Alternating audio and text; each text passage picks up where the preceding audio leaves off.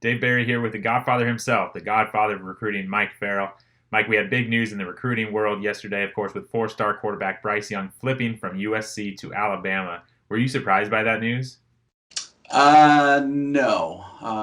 In fact, we were running an article today about the five most interesting quarterback battles that are out there, and Bryce was our first guy. And I had written in it that I thought he was going to flip to Alabama. I didn't know what was going to happen, of course, right before the article was going to go out and all that stuff. But he was there this weekend. There's been talks of Alabama really focusing in on him and recruiting him very hard and him wavering on his USC commitment. So it's not really a big surprise. We just didn't know when it was going to happen.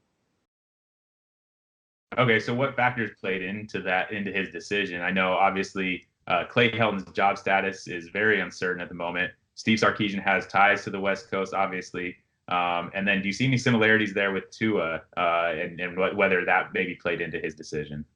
I think it comes down to winning and stability. I'm obviously, if you go to Alabama, you're going to be there for Nick Saban. You're going to be competing for SEC titles. You're going to be putting up big numbers like Tua did and it is doing. Um, had this been prior to Tua, when they were more of a traditional pro style, run the ball, game manager, quarterback type of program, I Mm-hmm. think this might not have happened. But with USC and Clay Helton being on the hot seat, that Slovis and JT Daniels both have 3 years left now.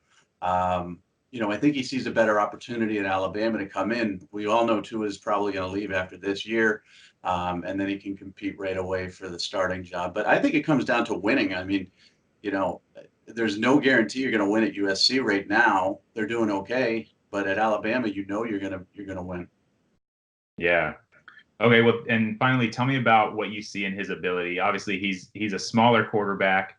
He can get it done with both his arm and his legs. You saw on TV his game against St. Francis. I was there in person, witnessing an incredible performance by him.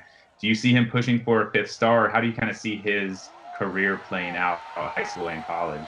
Well, these guys are driving me nuts, is what they're doing. These smaller quarterbacks that are very successful in high school, that are leaders, that can throw with accuracy, get outside the pocket, create with their feet, but they're just not big. You don't know. Are you getting a guy like Johnny Manziel, and I'm not talking off the field stuff, but are you getting a guy who's going to be great in college and then flame out in the NFL? Are you getting Kyler Murray, a guy who waited his turn and then had an amazing year at Oklahoma in a spread system and ended up as the number one pick overall? Or are you getting Tate Martell, who did the same things that Bryce is doing? Beat all the best teams, from around the country, was dynamic and just couldn't be handled in high school, but didn't pan out in college, at least so far. So you really don't know what you're getting. Now, everybody points to Russell Wilson. Everybody points to smaller quarterbacks now, like Kyler Murray, having success being drafted in the NFL. But those guys are special football players. Is Bryce Young that guy?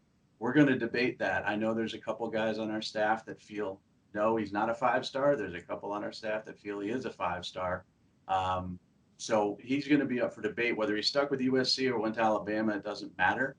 But they're driving me crazy. I mean, they're so good in high school, but I'm so Mm-hmm. used to projecting these smaller guys to just sort of not be interested in the NFL. So I guess I'm still adjusting, but I think he's a great fit for Alabama and a big loss for USC. Yeah, huge news for Alabama. Yeah, huge win for them. So it'll be interesting to see how his career plays out. So, Mike, thank you for your input. Saban gets what Saban wants. You're very welcome.